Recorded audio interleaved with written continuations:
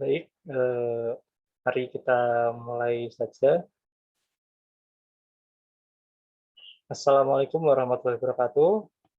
Akhirnya kita bertemu di pembelajaran seni budaya pada siang hari ini. Nah, setelah minggu kemarin sempat libur ya, karena Idul Adha. Jadi ini karena pertemuan pertama, saya perkenalan dulu. Ya, perkenalkan nama saya Septian Adinugro, bisa dipanggil Septian. Alamat saya Grobogan, Kecamatan Tonggarjo. Siapa tahu kalau mau main. Nah, ini saya screenshot dulu ya. Mohon teman-teman untuk mengaktifkan kameranya. Mbak Feby, Mbak Ulan.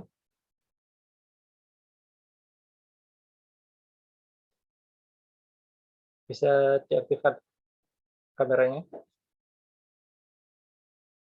Atau mungkin kalau ada terkendala bisa ngomong dulu ya. Jadi enggak apa ya, supaya bisa. Izin tidak on cam ya Pak, koneksinya lagi susah. Oh ya. Oke, saya screenshot dulu ya untuk presentasi. Ya sudah. Karena kita sudah tertinggal satu pertemuan dibandingkan dengan kelas-kelas yang lain, mungkin ini akan agak saya percepat ya penyampaiannya. Baik, saya share screen dulu.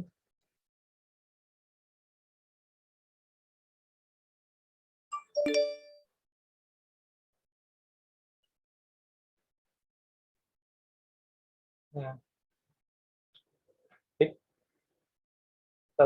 Materi kita pada siang hari ini adalah berkarya seni rupa, yang secara spesifik kita akan bahas konsep, unsur, dan prinsipnya. Untuk bahan dan teknik akan kita bahas untuk pertemuan minggu depan. Ya. Sebelum kita lanjut ke materinya, konsep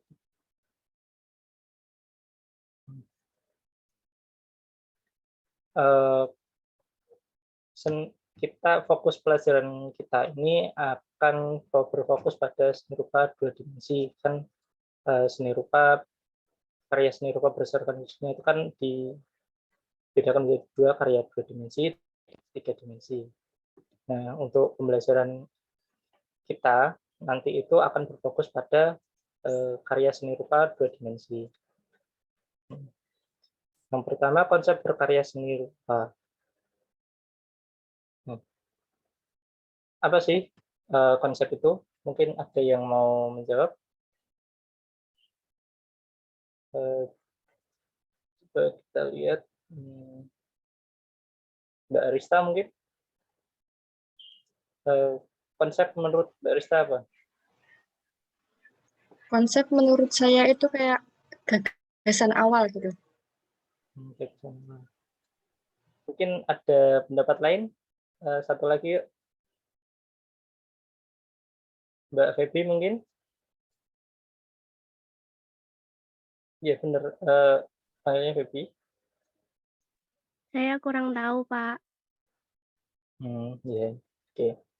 Ya, yang disampaikan oleh teman kalian Mbak Arista ini sudah benar ya.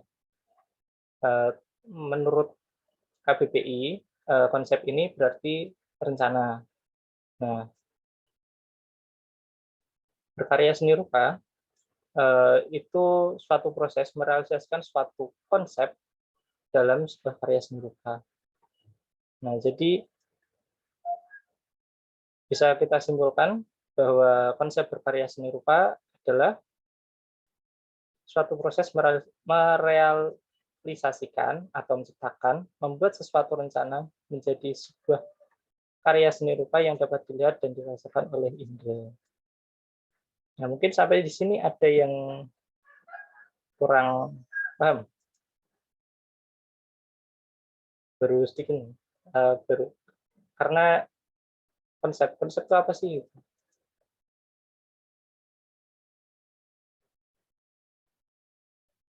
Gimana? Paham. Paham ya? Oke, saya lanjut dulu.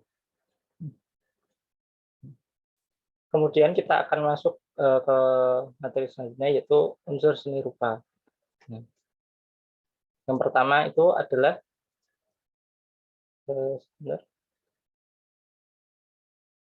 unsur seni rupa. Apa sih itu unsur?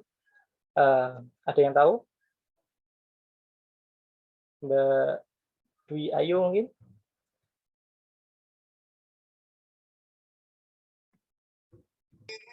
Unsur itu ini ya Pak, sesuatu yang terkandung dalam karya seni rupa, ya enggak sih? Atau apa sih? Ya, tepat sekali. Nah, jadi unsur seni rupa itu adalah sesuatu yang terkandung dalam sebuah karya seni rupa itu. Nah, kita masuk kepada unsur yang pertama, yaitu titik. Nah, ini unsur yang paling sederhana ya, karena kalian megang pensil atau bolpen pun cuman harus titik satu. Itu udah jadi unsur yang pertama. Nah, pada gambar di sebelah kanan itu adalah contoh karya seni rupa yang memiliki yang menggunakan banyak unsur titik. Kenapa ini gambar di bawah titiknya cuma satu? Kalau dua, jadinya titik-titik. Yang kedua garis. Kayak kurang. Nah, garis ini, mohon maaf ya, ini teksnya kurang, jadi nanti bisa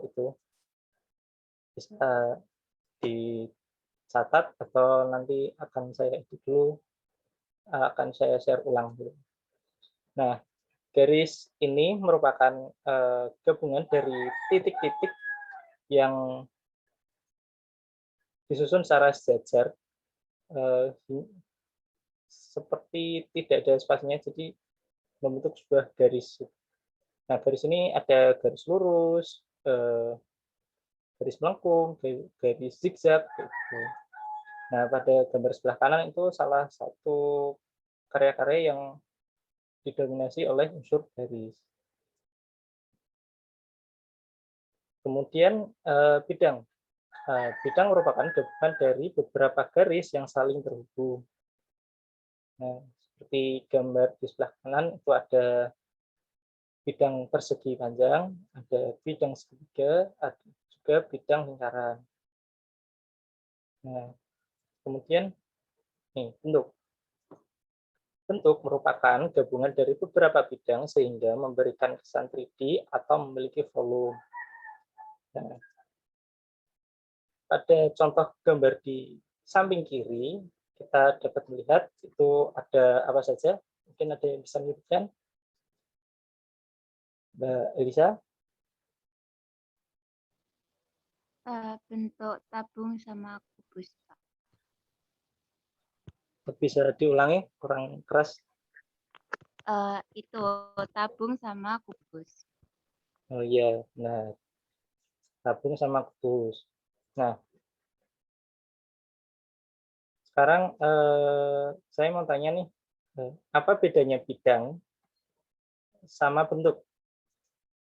Mungkin ada yang kurang paham di sini. Soalnya kan kadang, Pak, kok bidang sama bentuk beda? Kan itu juga ada bentuk persegi. Nah, itu gimana itu? Mungkin ada yang bisa menjelaskan?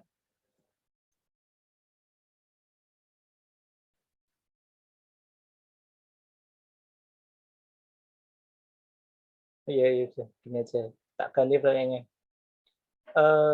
Lingkaran itu bentuk atau bidang? Ada yang menjawab? Bidang, Pak. Bidang. Kalau boleh, Bola bentuk. apa Mbak Isa? Bentuk mungkin, Pak. Ya, benar. Karena apa? Kenapa itu bisa disebut lingkaran itu bidang dan bola itu disebut bentuk? Karena yang pertama, bidang itu datar, tidak memiliki volume. Nah, sementara sebuah bola itu memiliki volume. Seperti itu. Kemudian tekstur. Nah, ada yang pegang pensil sekarang? Ada yang pegang pensil? Nah, saya jelaskan dulu ya. Tekstur merupakan sifat dari permukaan benda seperti kasar, halus, licin, dan sebagainya. Nah, unsur ini dapat dibedakan menjadi dua, yaitu nyata, apa yang kita lihat dan kita rasakan dengan indera peraba kita itu sama. Misalnya itu kasar, saat kita lihat itu tampak kasar, saat kita sentuh juga kasar. Nah, itu tekstur nyata. Nah, untuk yang kedua itu tekstur semu atau maya, yang kita melihat itu tampak kasar, tapi waktu kita pegang itu halus. Nah, itu namanya tekstur maya. Nah, ada yang bawa pensil? Ada yang megang pensil? Ini pensil ya. Ini kalau kalian megang pensil gitu ya. Ini kan kelihatannya halus gitu, licin gitu ya. Kadang di bagian sini juga kasar-kasar gitu kan. Kalian pegang itu kan kasar juga kan. Nah, itu namanya tekstur nyata. Nah, coba sekarang kalian lihat gambar apa itu namanya? Batang pohon. Batang pohon di samping kiri. Itu kesannya seperti apa? Yang jawab? Mungkin kesan yang kalian dapatkan saat melihat gambar batang pohon di sebelah kiri itu kesan yang kalian dapatkan itu apa? Kesannya kasar. Ya, kasar. Coba kalian sentuh monitornya. Coba kalau kalian sentuh monitor yang ada di depan kalian. Sudah disentuh. Gimana? Teksturnya gimana? Jadi halus. Nah, itu berarti namanya tekstur apa?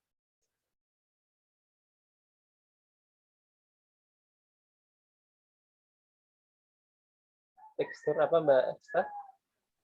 Tekstur semu atau maya. Nah, benar.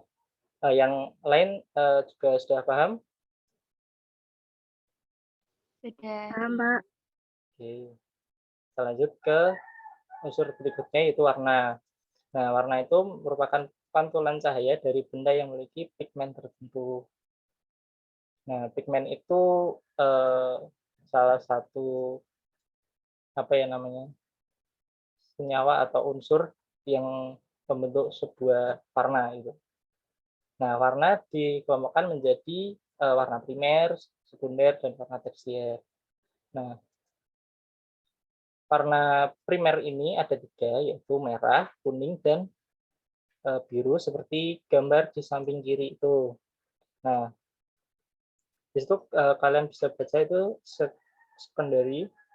Nah, itu adalah warna sekunder, yaitu merupakan campuran antara warna primer. Nah, kemudian campuran antara warna primer dan sekunder itu akan menjadi warna tersier. Gitu. Yang kemudian unsur berikutnya itu adalah kedalaman atau ruang.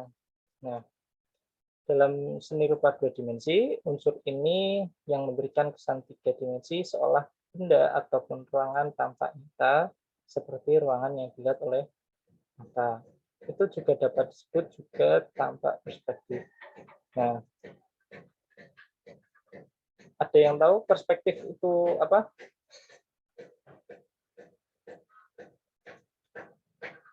Nah, perspektif itu adalah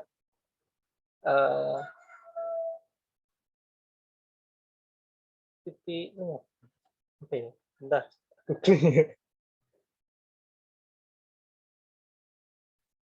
Nah, kan semakin jauh objek itu dari pandangan mata kita, itu akan semakin mengecil dan lenyap. Nah, itu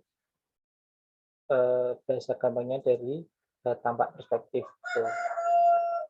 Itulah mengapa ruangan di sini itu semakin ke belakang itu tampak semakin kecil ya, lihat dari papan tulisnya itu, dari yang paling dekat itu besar, tinggi gitu ya, semakin ke belakang itu semakin kecil yang menunjukkan kesan jauh.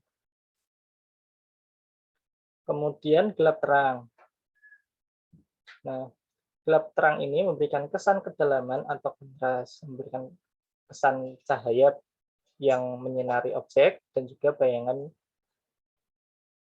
yang dihasilkan. Nah, pada karya 2 dimensi bisa dilihat dari gambar-gambar yang ada di monitor kalian itu. Nah, kemudian kita masuk ke sebelum kita masuk ke prinsip, ya, mungkin ada yang ingin bertanya mengenai unsur-unsur seni rupa. Saya mau bertanya, Pak. Ya, silakan Mbak Lisa. Kalau pencahayaan tadi itu cahayanya harus kita meniru dari objek asli atau boleh ngarang sendiri? Nah, ini bentar. Oke.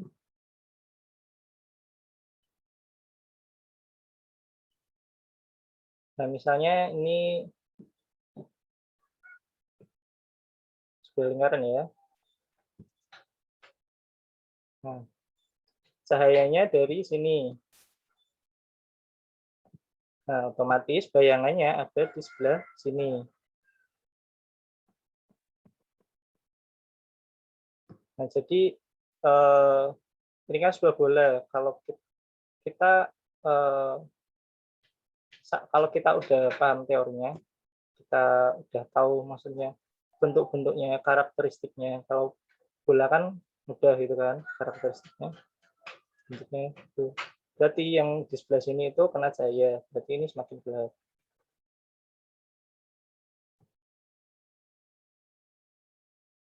Nah, di sini. Nah, ini sisi yang terkena cahaya itu di sini. Nah, di sini bayangannya.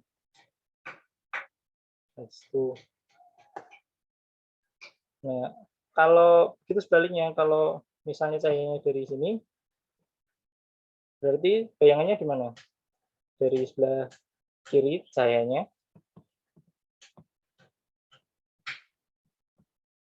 Berarti bayangannya harus berada di kanan.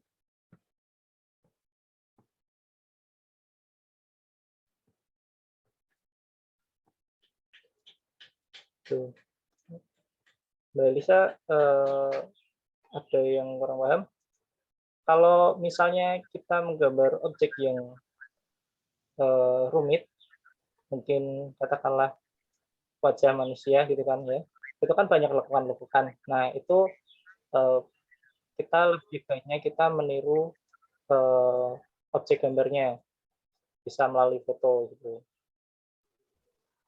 Baik, Pak. Oke. Ada pertanyaan yang lain?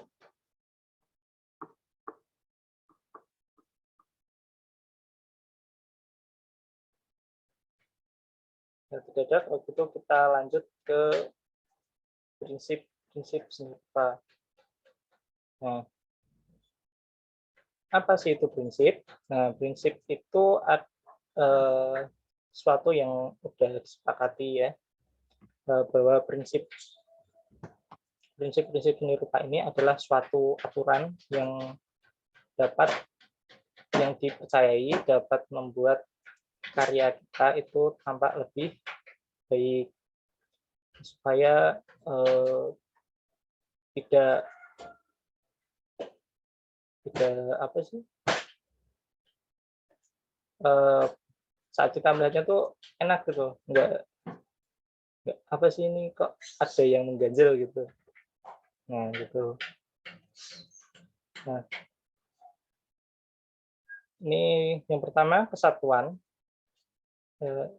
Setiap ya, untuk prinsip-prinsip ini akan saya jelaskan sekilas saja. Nanti saya akan kirim link video yang menurut saya itu sudah cukup lengkap ya, terutama di bagian contoh-contohnya.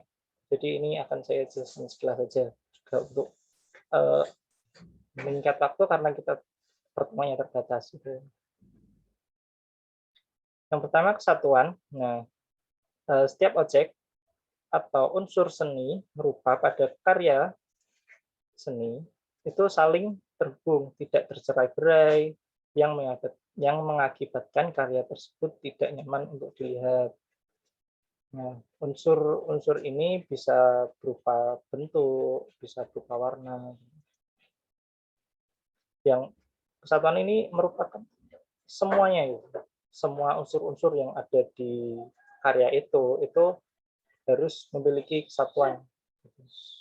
Nah, kemudian keseimbangan. Nah, keseimbangan ini berhubungan dengan berat suatu karya, agar tidak hanya berat pada salah satu sisi. Misalnya di sebelah sini itu ada apel, apelnya itu kecil segini, kecil segini. Nah, yang sebelah sini itu gede segini. Nah, itu kan nggak seimbang. Nah, makanya itu perlu dibenahi lagi supaya tidak menimbulkan apa ya, pandangan kita tuh selalu pengen ke situ, kok ini ada yang ganggu gitu, kayak gitu. Nah, kemudian irama, pengulangan gerak, bentuk atau unsur rupa yang teratur dan terus menerus. Mungkin kalau kita lihat di sawah mungkin ya, itu kan ada tanaman pari gitu ya. Nah, itu kan saat terkena angin itu kan gerak kan. Nah, itu irama gerak itulah yang dimaksud irama. Atau enggak di laut itu, ombak-ombak itu mereka kan bentuknya kan berulang-ulang dan teratur. Nah, kemudian masuk ke proporsi, merupakan perbandingan yang tepat, cara untuk menentukan perbandingan yang tepat antara objek-objek yang ada agar memperoleh keserasian pada karya seni. Ya, misalnya saja ada anak kecil dan buah apel. Nah, tapi buah apelnya itu dibuat besar sebesar kepala dari anak kecil itu. Nah, itu kan proporsinya kurang pas kalau kita mengejar realis. Nah, itu kurang tepat. Kemudian pusat perhatian. Nah, pusat perhatian ini adalah suatu objek yang ingin ditonjolkan oleh pembuatnya. Jadi saat kita melihat itu kita akan langsung tertuju pada objek yang paling menonjol itu. Jadi setiap karya seni rupa itu harus memiliki pusat perhatian atau point of interest. Karena misalnya kalau kita di pameran ya, kita karya itu nggak ada point of interest-nya ya. Kita jalan-jalan tuh ya cuma lihat kanan kiri, kurang tertarik gitu ya untuk melihat suatu lukisan mungkin yang untuk agak lama itu. Nah, di situ gunanya point of interest atau pusat perhatian. Yang berikutnya, prinsip keselarasan, prinsip yang menyatukan unsur-unsur rupa yang berbeda dengan surat objek dengan suatu objek atau warna tidak saling bertentangan. Nah, misalnya ada warna biru, hijau, dan kuning. Nah, tiba-tiba di samping kiri itu ada objek besar banget gitu, itu berwarna hitam atau abu-abu yang gelap. Nah, itu kan akan agak mengganggu ya kalau kita lihat gitu. Karena warnanya agak berseberangan dengan warna-warna yang cerah itu. Nah, yang terakhir itu gradasi, susunan warna berdasarkan tingkatan dan perpaduan warna yang digunakan secara berangsur-angsur. Pak, apa sih maksudnya berangsur-angsur? Ya, berangsur-angsur itu maksudnya terus-menerus dari mungkin dari gelap, terus warna yang sebenarnya gitu ya, terus ke warna yang cerah, lebih ke putih gitu. Nah, itu berangsur-angsur, itu terus-menerus gitu. Enggak beda warna juga yang terlalu berseberangan gitu. Nah, ini kita sudah sampai ke prinsip yang terakhir. Mungkin ada pertanyaan sebelum saya sampaikan tugasnya.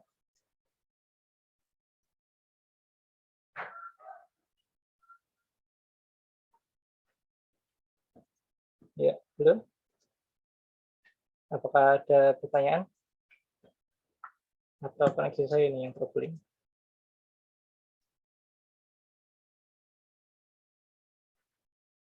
Mbak Elisa bisa dengar? Bisa, Pak. Ya. Ada pertanyaan kah? Sebelum kita masuk ke penugasan? Belum. Ya, belum. Ya, Mbak Feby?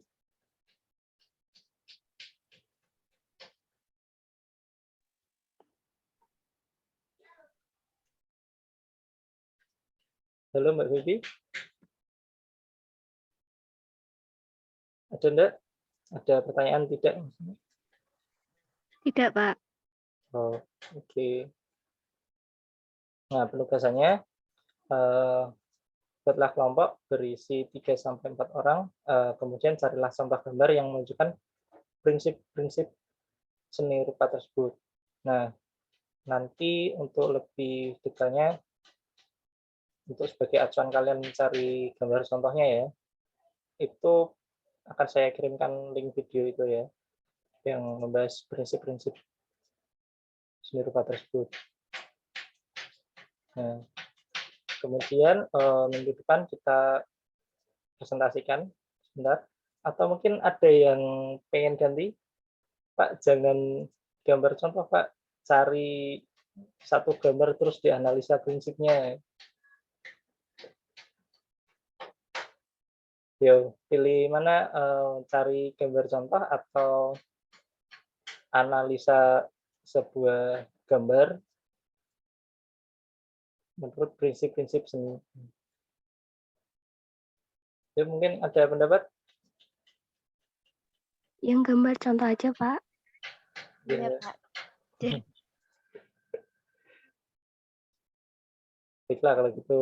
Nanti bisa dibuat kelompoknya ya. Untuk minggu depan kita presentasi sebentar saja, lalu masuk ke materi berikutnya itu.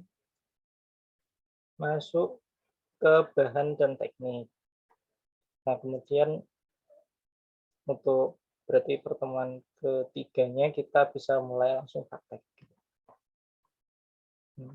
Berhubung ini juga sudah mau selesai, waktunya. Ada pertanyaan mungkin terkait tugas? Sebelum Belum, saya Pak. akhiri? Belum. Oke. Ya, ini untuk presensi akhir ya. Tolong dibuka kameranya. Saya screenshot yang telah bergabung sampai akhir ya. Oke. Ya sudah, terima kasih ya atas perhatiannya. Apabila ada salah kata yang kurang berkenan, tolong dimaafkan. Wassalamualaikum warahmatullahi wabarakatuh. Waalaikumsalam warahmatullahi wabarakatuh.